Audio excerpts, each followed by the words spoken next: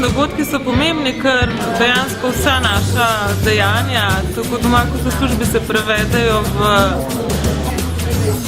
dejanske zadeve, to se pravi tudi odpadke, ki jih proizvedemo, mogoče nam izginejo izpred oči, ampak vsekakor pa obremenjujejo okolje še desetletja zatem ali pa stoletja. In mislim, da prav javni službenci tisti, ki moramo pri sebi najprej narediti spremembo, ker služimo vsem, in prav tako, ker mi delamo za državljane, moramo biti tudi vzgled za državljane.